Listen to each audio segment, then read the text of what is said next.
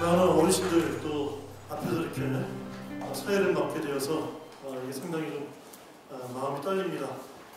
오늘 뭐 이게 다른 취지랑 이런 것도 다 아시고 이게 뭐 한두 번 된 게 아니라 굉장히 지속되어 있는 것인데 참 답답한 그런 마음을 금할 길이 없습니다. 오늘 하여튼 뭐 어르신분들 많이 오셨는데 뭐 다 아시고 또 오늘 발표하는 걸 들으시면 아시겠지만은 모르겠습니다.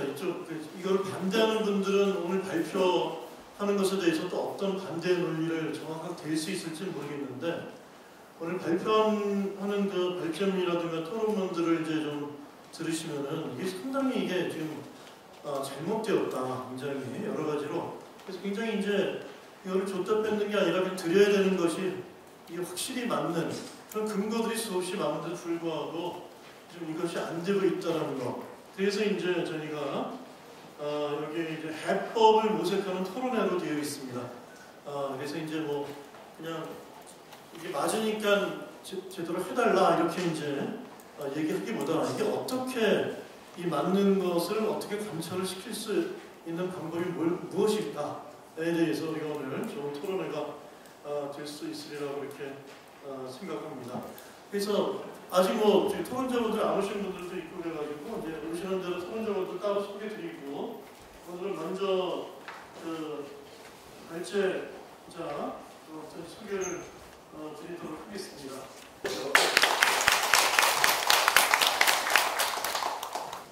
예, 안녕하세요. 오늘 발표를 맡은 오건우입니다. 아시는 것처럼 이번 달 25일 날 또 기초연금이 입금이 되는데 기초연금이 도입된 게 딱 2년 전인 2014년 7월이기 때문에 이제 딱 2년째 입금이 되는 겁니다.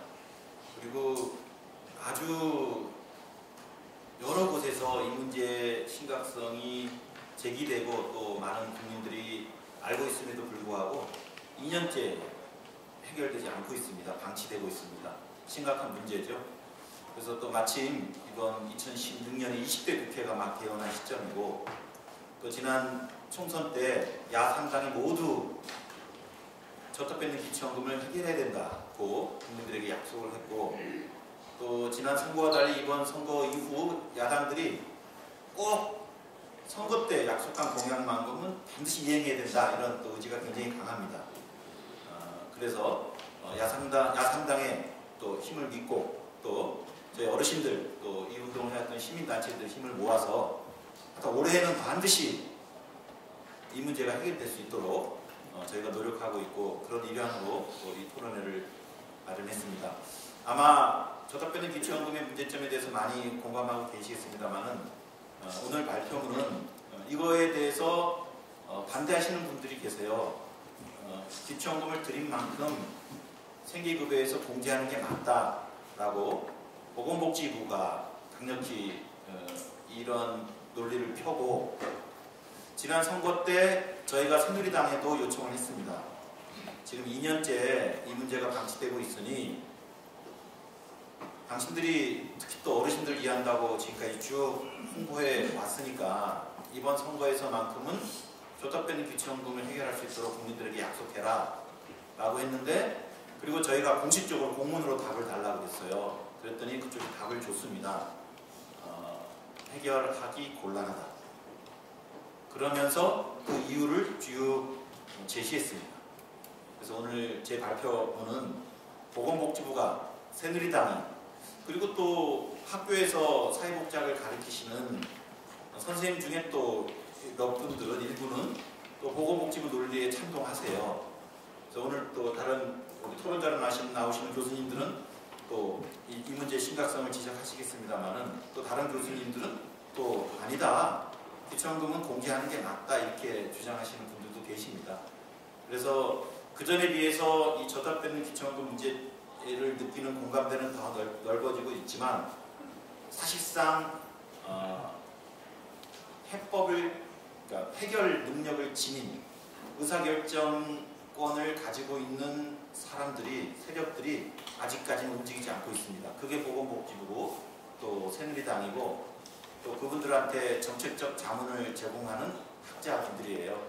그래서 지난 2년 동안 저희가 이 문제의 심각성을 시민들에게, 국민들에게 알리는 여론 작업에 집중했고요. 이제 이 힘을 근거로 해서 이제 정면으로 이 문제를 방치하는 새누리당 보건복지부 그리고 학자들과 논쟁을 하려고 합니다. 하루부터 받는 돈은 생계급여가 총액입니다. 제도는 기초생활보장제도에서 생계급여도 있고 또 65세 이상 70% 노인한테 드리는 기초연금이라는 제도는 두 개가 존재하는데 지금 수급 어르신들은 두 개를 합쳐가지고 하나를 공제해버리기 때문에 하나만 받습니다. 즉 생계급여만 받는 꼴이죠. 그러면 처음부터 이랬을까? 그렇지 않습니다.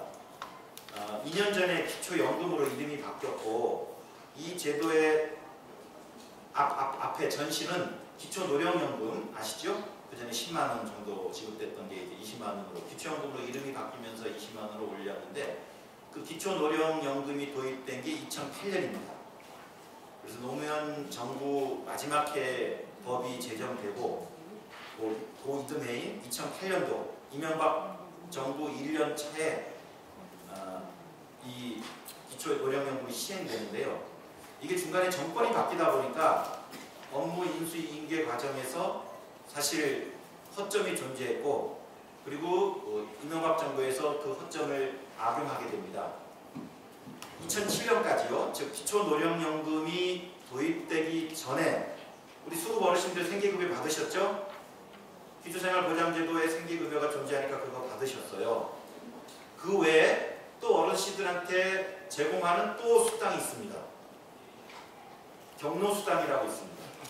그래서 수급 어르신들이나 혹은 차상위 어르신들이 35,000원에서 5만원 정도 경로수당을 받고 계셨어요. 그럼 수급 어르신들한테 생계급여가 있고 경로수당이 있는데 공제했느냐? 공제하지 않았습니다. 생계급여 받고 경로수당 35,000원에서 5만원 받았습니다. 이것만 있었을까요? 또 있었습니다. 지자체에서 주는 교통수당이 있었습니다. 그래서 15,000원, 2만원씩 교통수당이 있습니다. 이것만 있었을까요? 모든 지자체한테 적용되진 않았지만 상당수 지자체에서 또 장수수당이라고 있었습니다. 그래서 연세가 75, 80 이상 되신 어르신들한테는 25,000원, 3만원씩 장수수당이 드렸습니다. 그러면 65세 이상 그리고 이제 생활이 어려우신 어르신들한테 드리는 국가나 지자체가 드리는 복지수당이 4개가 있었어요.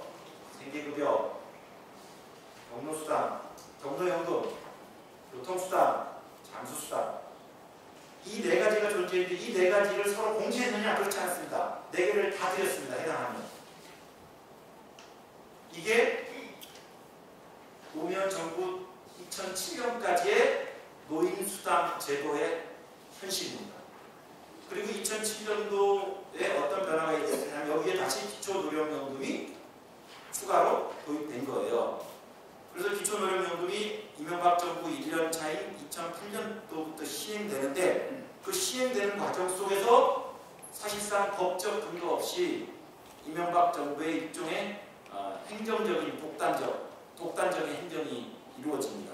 그게 뭐냐면 기초노령연금을 지급하니까 그때는 한 8만원 정도 됩니다. 이제 정착해서 10만원까지 올랐는데 기초노령연금을 8만원 지급하니까 경로수당을 공제하겠다. 근데 한꺼번에 공제하면 이게 표가 나니까 10,000원씩 빼가요. 그때 주민센터에 있는 복지담당 공무원들도 그 의미를 모르신 거예요. 이제 기초노령연금은 중앙정부하고 지자체가 돈을 합쳐가지고 이제 그때 당시 8만원 드리는데 가이드라인, 지침이 복지부에서 내려오는 거예요.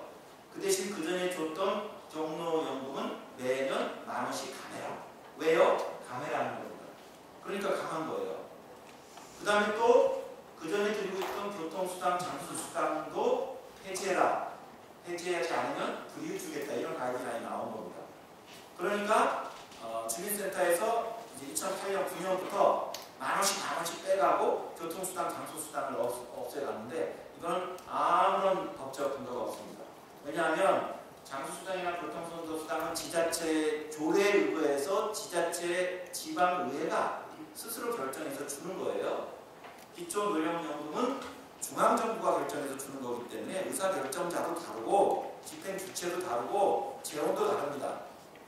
그런데 그거를 중앙정부가 간섭하기 시작한 거죠. 그러다가 이게 문제가 된 거예요. 무슨 근거로 경로연금을 감액하십니까? 경로연금은 그 전에 이미 제공되고 있던 건데 기초노령연금을 제공한다는 이유로 경로연금을 감액하는 법령 근거가 없습니다. 행정적 독단이었어요. 그게 이제 비로소 언론이나 국회에서 논의가 되니까 그때야 비로소 이제 법령의 명시예요. 그게 이제 지금 문제가 되고 있는 보충성 원리입니다. 그래서 소득 인정액에 지금 생계급여를 결정할 때 어르신들의 소득, 재산, 부양의무자 이런 걸 다 따져서 소득 인정액을 이제 산출하는데 그 소득 인정액에 기초노령연금도 포함시킨다는 것을 법도 아닙니다. 시행령을 한 2, 3년 아무런 법령 근거 없이 감액시키다가 그게 법정 근거 없이 그 금액을 감액했다는 게 지적이 나오니까 그때서야 2011년에 시행령에다가 기초노령연금을 소득인정액에 포함시켜야 된다. 그러니까 이제 기초노령연금만큼 기초노령연금이 들어왔으니까 다른 금액은 이제 뺀다. 이런 걸 이제 그때 명시한 거예요. 그리고 이제 한 2, 3년이 이제 지난 거고요. 그리고 2014년에 이제 박근혜 대통령이 당선되셔가지고 기초노령연금이 2배로 오르게 되지 않습니까? 그래서 모든 어르신들한테 20만 원 드린다 그랬어요.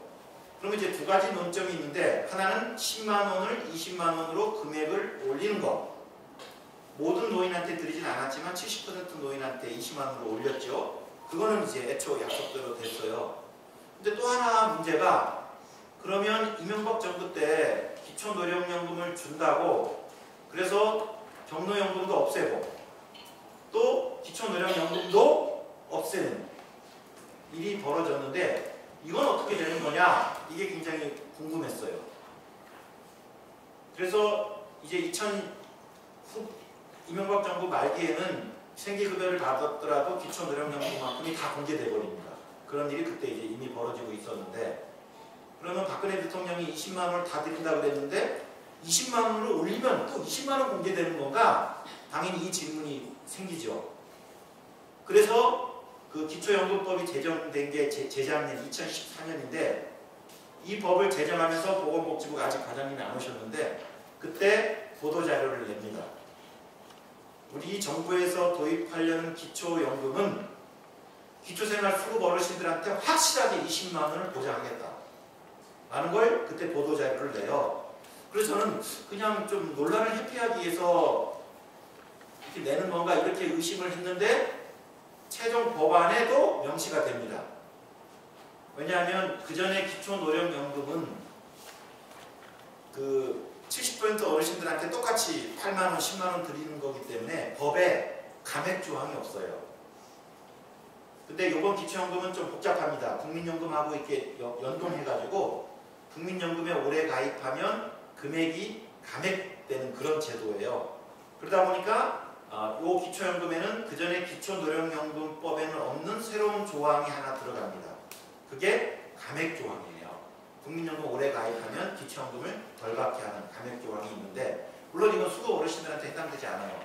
그러니까 이 감액조항이 혹시 악용돼서 기초생활수급 어르신들한테도 기초연금 20만 원 드린다는 이유로 또 생계급여가 깎일 우려가 제기되니까 아예 법에 명시돼요. 그게 제 자료집에서 보면 16쪽에 있는 기초연금법입니다. 16쪽에 기초연금법 5조에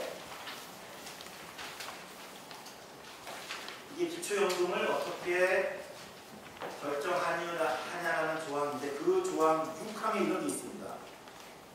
이 법에서 이러이러한 감액을 실시하지만 이분들은 절대 감액하지 않는다. 즉 온전히 20만 원 드리겠다고 여기다 명시를 해놔요. 장애인들한테 20만 원 그냥 다 드린다. 기초생활수급자한테 20만 원 다 드린다는 것을 5조 6항에다가 명시합니다. 이 취지는 뭐냐면 만약에 기초연금만큼 생계급여에서 공제할 거라면 이 조항을 풀 이유가 없어요. 기초연금을 10만 원 들이든 20만 원 들이든 30만 원 들이든 소득 어르신들은 그만큼 공제되는 거기 때문에 이 조항이 필요 없죠. 근데 이 조항을 굳이 기초연금법 5조 6항에 넣은 이유는 기초 소득 어르신들한테도 20만 원을 실질적으로 보장하겠다는 것의 법적 확인입니다.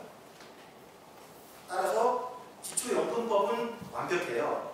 기초연금법은 그 전에 수급 어르신들한테 이런 감액하는 독소 악용 사례가 있었기 때문에 아예 법에 수급 어르신들한테는 20만 원을 분명히 보장해야 된다는 걸 5조 6항에까지 명시했습니다. 따라서 기초연금법은 수급 어르신을 대상으로 해서는 잘 만들었어요. 근데 문제는 기초연금만큼 감액하는 게 지금 무엇을 근거로 이루어지고 있냐 하면 기초연금법을 활용하지 않고 국민기초생활보장법을 활용하고 있고, 법도 아니고 거기에 시행령에 생계급여를 줄 때 기초연금도 공제한다라는 걸 그 시행령에 있는 거예요. 따라서 기초연금법이 수급 어르신들한테 20만 원 보장하는 걸 이번에 확실히 명시했으면 관련법인 기초생활보장법 시행령에 그전에는 기초노령연금만큼을 감액한다는 조항이 있었기 때문에 그걸 빼야 돼요. 그래서 2014년 7월 작년 2년 전에 기초연금법 시행을 준비할 때 복지부가 어떤 일을 했었어야 되냐면, 그때는 기초노령연금만큼을 감액했는데 이제는 기초연금법에 따라 감액하면 안 되니까 그 시행령에 있는 소득인정액에 기초노령연금이 포함됐던 걸 그걸 삭제했었어야 됩니다. 이 일을 할 것으로 당연히 기대를 했죠. 근데 삭제하기는커녕 기초노령연금을 기초연금으로 단어를 바꿉니다. 즉 10만 원 올랐을 때 10만 원을 공제했었는데 20만 원 올랐으니까 이제는 20만 원 공제하겠다는 거죠. 이거는 법령상의 심각한 문제예요. 시행령은 법 아래에 있는 겁니다. 따라서 기초연금법에서 확실히 20만 원 드릴 것을 명시했다면 법 이제 시행을 위해서 보건복지부가 그 시행령을 바꿨어야 돼요. 그거를 드러냈어야 되는데 오히려 더 기초노령연금을 기초연금으로 단어만 바꿈으로써 더 강력하게 한 거죠. 그래서 사실 오늘 토론자로 기초연금과장을 모시지 않고 기초생활보장과장님을 모신 이유도 이게 더 이상 기초연금법의 소관은 아닙니다. 기초연금법은 잘 만들어놨는데 기초생활보장과에서 지금 이게 개입한 거예요. 그러니까 같은 복지부에서 기초연금과에서는 드리는데 기초생활보장과에서 그걸 공제하는 일이 발생하고 있고, 기초연금과에서는 법에 의거해서 드렸는데 기초생활보장과에서는 그보다 한 단계 아래인 시행령에 의거해서 그걸 빼앗고 있는 겁니다. 말이 안 되는 거죠.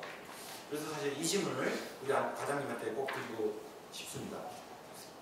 그리고 두 번째는 그러면서 하는 게 아까 처음에 말씀드렸던 보충성 원리예요. 생계급여는 그 어르신들의 전체 소득과 최저생계비와의 부족한 부분, 격차만큼을 보충해 주는 게 생계급여니까 기초노령연금만큼 소득이 늘었으니까 그만큼 빼는 건 당연한 거다. 그리고 이건 보충성 원리다. 이 보충성 원리가 무너지면 국민기초생활보장제도도 무너진다. 빈대 잡으려다가 초과상단 태울 일이 있냐? 그냥 감수하고 가자. 이런 논리예요. 그리고 사회복지학계 일부 교수님들도 주장하는 게 보충성 원리예요. 국민기초생활보장제도도 되게 소중한 제도다. 그리고 그 제도의 집행 근거가 보충성 원리니까 지금 한 40만 명 정도 수급 어르신들한테 예외 조항을 둬가지고 국민기초생활보장제도를 무너뜨려서는 안 된다 이런 거예요. 근데 과연 기초연금을 빼는 예외적 이제 빼는 게 과연 보충성 원리를 무너뜨리는 일일까요? 18쪽에 보시면 이미 기초생활보장법 시행령 소득인정액에 소득인정액에서 빼는 예외종단이 이렇게 많습니다. 장애인연금, 장애수당 다 빠지고 있고요. 양육수당 빠지고 있고요. 그리고 여러 국가유공자한테 주는 수당들 다 빠지고 있습니다. 왜 빠뜨리느냐?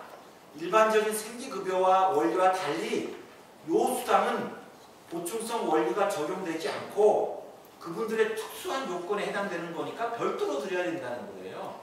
그래서 모든 법이 그러하듯이 예외조항이 있고 특히 이 소득 인정액의 예외조항은 이렇게 많아요.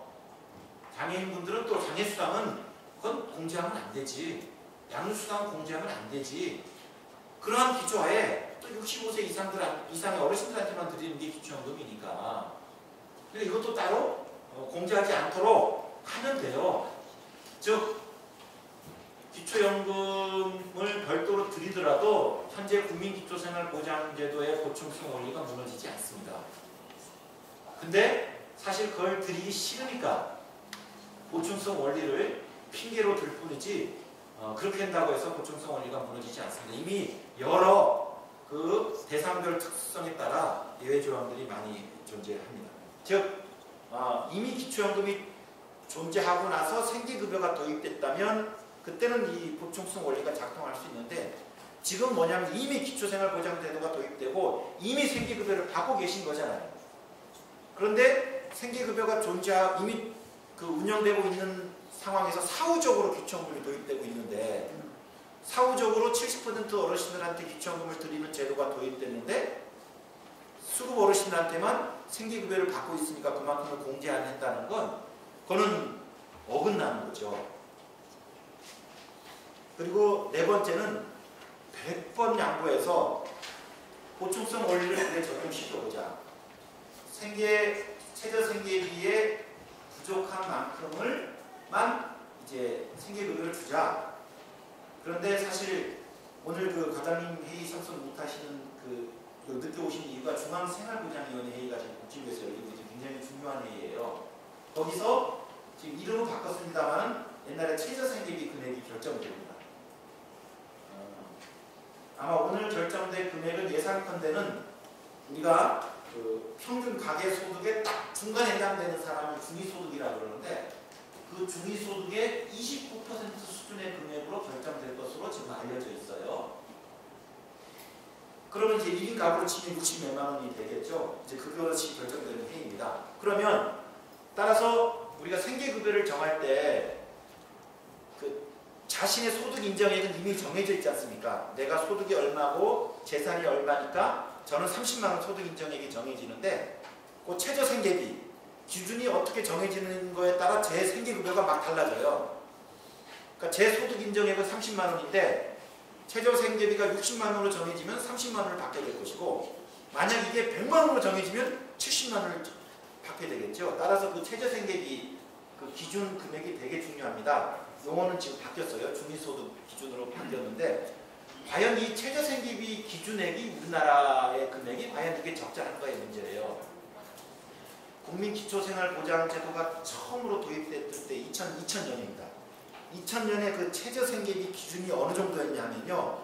지금 기준으로 평균 소득자 기준으로 43%였어요.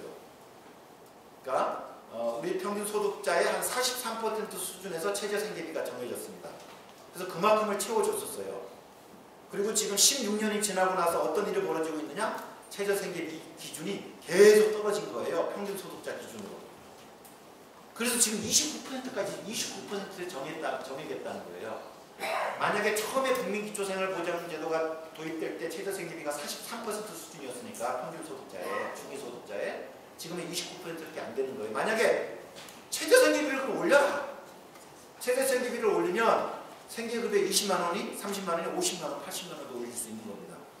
그래서 진짜 보충성 원리가 적용되려면 최저생계비가 현실적이어야 돼요. 근데 그 최저생계비가 굉장히 낮아져 갖고 오늘 결정되는 최저생계비도 중위소득자, 우리 평균 소득자의 평균도 아니고 절반도 아니고 29% 수준에 정해지는 겁니다. 지금 뭐냐 하면 우리나라 최저생계비 기준이 너무 낮기 때문에 그걸 기준으로 적용되는 게 보충성 원리인데 보충성 원리 말을 꺼내는 것도 사실은 부끄러운 얘기입니다. 우리나라 그 생계급여를 결정되는 최저생계 그 기준이 이렇게 낮음에도 불구하고 그거 기준만큼만 보충해 주는 게 생계급여다. 또 기초연금만 늘었으니까 그거를 공제하겠다는 건 사실 물리적 도덕적으로 정책 집행자가 감히 할 수 없는 얘기입니다. 우리나라의 이 생계급여 기준 금액인 최저생계비가 이렇게 낮음에도 불구하고 보충성 원리를 얘기하는 건 부끄럽고 창피한 얘기입니다. 그런데도 지금 복지부가 새누리당이 또 사회복지학계 일부가 이것을 버젓이 이 최저생계비를 올릴 생각은 안 하고 이 최저생계비를 기준으로 집법 보충성 원리를 적용하는 건 그거는 진짜 어이가 없는 얘기죠. 그리고 또 하나의 반론이 20쪽에 있는 그림입니다. 그림이 좀 복잡한데요. 복지부가 계속 이 얘기를 해요. 차상위 계층하고 오히려 소득 역전 현상이 발생한다는 거예요.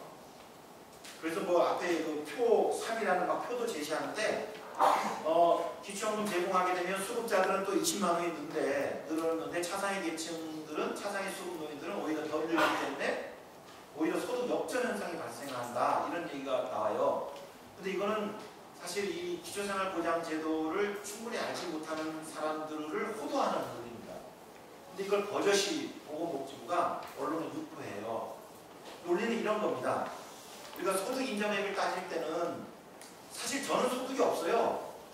그런데도 불구하고 소득 인정액이 40만 원이 부여될 수 있습니다. 재산 한 1억 몇천짜리 그 전세 사는데 그걸 소득으로 간주하는 거예요. 또 전세값이 뜨면 그냥 자동으로 저 소득 인정액이 오릅니다. 그러니까 전세가 뜨면 소득 인정액이 오르니까 자동으로 제 생계급여가 깎이죠.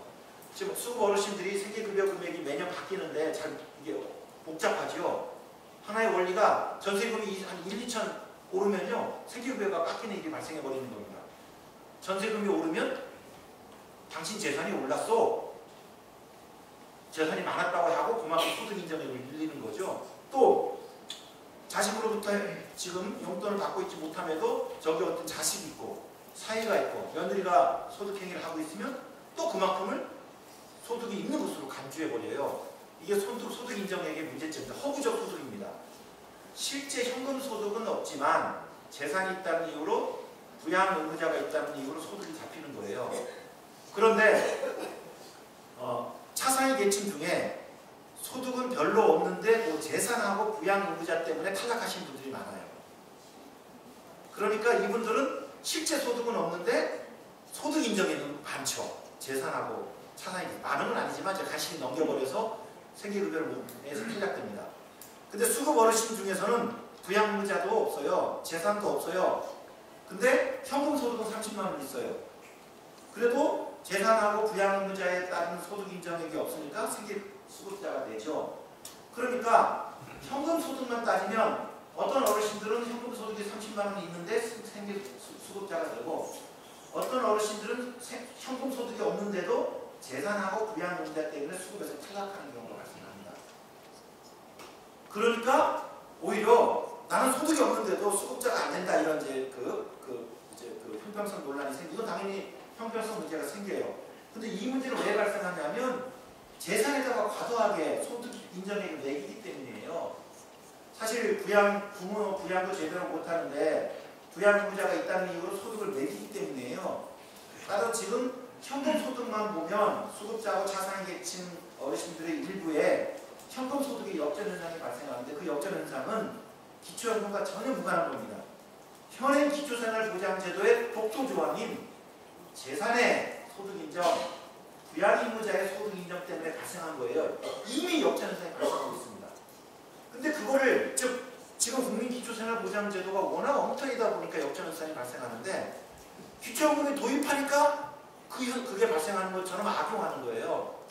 오히려 기초연금이 도입되는데 차상위 이상의 일반 노인들은 현금 소득이 20만 원이 늘고 수급 어르신들만 20만 원이 줬다 뺏기니까 아무 변화가 없잖아요. 오히려 격차가 더 커져요. 기초연금을 줬다 뺏어버리면. 따라서 이 소득 역전 문제는 기초연금을 드리기 때문에 발생하는 문제가 아니고 그 전에 기초생활보장제도의 멍청한 설계 때문에 발생한 문제입니다. 그런데도 기초생활보장과에서는 본인이 제도를 이렇게 엉성하게 설계해서 발생한 문제를 마치 기초연금을 도입해가지고 차상위 계층 어르신들하고 형평성 문제가 발생하는 것으로 얘기해요. 이간질 시키는 거죠. 왜냐하면 차상위 어르신 중에 이런 불만이 가신 어르신들이 계시거든요. 나는 소득은 없는데 뭐 이게 전세 재산이 있다는 이유로 못 받는 이런 불만이 있으신데 그래요. 기초연금 받으시면 이비호 때문에 이런 일이 발생하는 것으로요. 이렇게 설명을 하게 되는 거고 또 이 내용을 잘 모르시는 국회의원들이나 또 언론에서도 이거 그냥 받아 쓰더라고요. 이거 전혀 그렇지 않다. 돈이 없다. 기획재정부에서 허가를 안 해준다. 중앙정부하고 지자체가 같이 이제 그 합쳐서 20만 원 드리게 되는데 우리가 지금 38만 명의 수급 어르신들이 줬다 뺏는 기초연금을 당하고 계신데 지금 약 40만 명의 어르신들한테 온전히 20만 원을 다 드리기 위해서 돈이 얼마 필요하냐 하면 약 8천억이 필요해요. 8천억. 작은 돈은 아닙니다. 작은 돈은 아닙니다. 그러니까 기초생활보장과 혹은 심지어 이 부처로 보면 보건복지부는 힘이 약해요. 기초생활 기획재정부가 힘이 세죠. 그러니까 감히 기획재정부한테 말을 못 꺼내는 거예요. 논리적으로 복지부 입장에서는 당연히 이 보충성 원리를 적용하면 안 됩니다. 이건 말도 안 됩니다. 40만 원 드려야 됩니다. 아마 이런 생각을 하시는 양심적인 직원들, 복지부 관료들이 저는 있을 수 있다고 봐요. 근데 꺼내지 못하는 이유는 결국은 이 예산 규모고 기획재정부가 무섭기 때문입니다. 올해 근데 이거는 워낙 우리나라에 어르신이 많기 때문이에요. 그리고 기초연금이라는 제도가 아주 큰 제도예요. 올해 1년에 기초연금을 운영하는데 얼마 드냐 하면 10조 5천억이 듭니다. 올해. 근데 이 10조 5천억을 드는데 수급 어르신들한테도 기초연금을 드리면 8천억이 더 소요되니까 11조 얼마가 돼요. 그러니까 10%도 더 안 느는 거예요. 그러니까 줬다 뺏는 기초연금을 해결하면 8천억 하면 좀 많아 보이지만 기초연금이라는 제도가 워낙 큰 제도니까 이 기초연금 제도를 정상화시키는데 전체 비용이 한 8%, 7%밖에 안 드는 거예요. 그런데 왜 이 10조 원에 해당되는 큰 복지제도를 운영하면서 가장 가난한 어르신, 가장 힘이 없는 어르신들만 타겟으로 대상으로 잡아가지고 거기서 예산을 절감합니까? 저는 그런 면에서 재정 운영의 형평성에 있어서 10조 원에 달하는 큰 제도를 운영하면서 그 돈 아끼려고 가장 가난한 어르신, 힘없는 어르신들에서만 8천만 원을 절약하는 건, 절약하고자 하는 건 저는 형평에 어긋나다고 생각합니다. 저는 그런 면에서 이거는 당연히 우리 지금 고령화 사회에서 그리고 우리 사회를 만들으신 어르신 중이고 또 그 중에서 가장 가난한 어르신들이기 때문에 이분들한테는 어떤 것보다도 우선적으로 예산 배정에 있어서 이 8천억의 예산을 배정해야 된다고 봅니다. 그리고 결국은 이 보건복지부 예산 배정은 보건복지 상임위원회에서 먼저 해요. 우리 앞에 지금 상임위원장님이 앉아 계십니다. 이번에 아마 책임지시고 예산 배정을 해주실 것 같아요. 근데 제가 알기로 그 국회의 한계는 있어요. 왜냐하면 국회가 마음대로 진행하지 못합니다. 정부 안을 가져오면 국회는 깎는 건 재량을 가지고 깎을 수 있는데 진행하기는 어려워요. 그런 구조적인 제약이 있습니다. 그래서 상임위원장이 계시지만 진행하는 데 대해서는 상임위원장이 하시면 되지라고 말씀을 주문하시지만 그 어려움이 있으실 거예요. 따라서 이건 언제 승부를 봐야 하냐면 예산안이 국회에 제출되면 증액이 어렵습니다. 하도 그전에 국회의원들이 막 증액하다 보니까 증액을 잘 하지 못하도록 이미 헌법에 그렇게 명시해버렸어요. 따라서 정부가 예산안을 제출하기 전에 이거는 승부를 봐야 됩니다. 그러면 정부가 언제 예산안을 제출하냐면 9월 초에 예산안을 제출해요. 제가 알기로는. 그러면 지금 2달 남았습니다. 그래서 일단 첫 관문은 2달 안에 정부가 이 예산안을 제출할 때 최소한 이 줬다 뺏는 기초연금 예산을 반영하도록 저희가 압박을 앞으로 2달 동안 열심히 해야 되고요. 그리고 성과가 있으면 물론 좋죠. 만에 하나 그래도 만약에 보건복지부가 정부가 말을 듣지 않고 계속 줬다 뺏는 기초연금 안을 국회에 제출할 수 있습니다. 하지만 그렇다고 해서 증액이 불가능한 건 아니에요. 명분과 사회적 압박이 있으면 기획재정부도 동의할 수밖에 없을 겁니다. 또 그때는 그때대로 저희가 대응을 해야 되겠지만 일단 지금은 국회 그리고 언론, 저희 어르신들, 시민단체 힘을 합쳐서 정부가 9월 초 예산안을 제출하기 전에 이게 예산에 반영될 수 있도록 압박을 해야 될 것 같고 오늘 우리 과장님 오시면 꼭 그를 할 수 있도록 저희들의 뜻을 전달할 수 있기를 바랍니다. 그리고 마지막으로 이 문제에 대해서 많은 언론이 지금 주목하고 있는데 최근 들어와서는 TV조선까지도 발벗고 나섰어요. TV조선이면 친정부, 친새누리당 아주 대표 언론이죠. 여기도 지금 더 이상 이거는 그들의 눈에서도 이건 더 이상 용납할 수 없다고 생각했던 모양 계속 기획 기사를 그 줬다 빼는 기초연금 해결에 나서고 있고요. 그 다음에 국회 의정 활동을 지원하는 굉장히 중요한 두 기관이 있습니다. 오늘 또 입법조사처에서 조사관님이 나오셨는데 국회 예산처도 있고 입법조사처 두 기관이 있고 어느 기관보다 가장 공신력 있는 분석을 하고 있습니다. 이미 2년 전에 입법조사처에서는 줬다 빼는 기초연금은 어떤 논리적 근거를 제시하더라도 형평성 원리에 어긋나기 때문에 이제 공무원 조직이니까 강하게 발언 못하시죠. 줬다 빼는 기초연금에 대해서 재검토가 필요하다는 직접 방안을 내셨고요. 그리고 국회 예산정책처에서도 지금 줬다 빼는 기초연금의 부작용이 너무 크기 때문에 국회에서 어떤 다른 방식의 개선 조치가 필요하다는 보고서를 지난달에 6월달에 냈어요. 저는 그런 면에서 이런 일정한 국회 혹은 야당, 언론에서의 사회적 공감들은 이미 확정되어 있다고 봅니다. 남아있는 딱 보건복지부, 그 뒤에 있는 기획재정부, 그리고 새누리당도 사실은 정부 눈치를 보고 있습니다. 새누리당 이렇게 남아있습니다. 그래서 저희가 이 운동을 2년 동안 해왔는데 자꾸 이제 저희들의 이렇게 힘은 커지고 있고 반대하는 세력들이 작아지고 있습니다. 남은 2달 동안 제가 좀 바짝 더 노력을 해서 내년부터는 우리 어르신들이 기초연금을 나눌 수 있도록 그런 날이 오기를 간절히 바랍니다.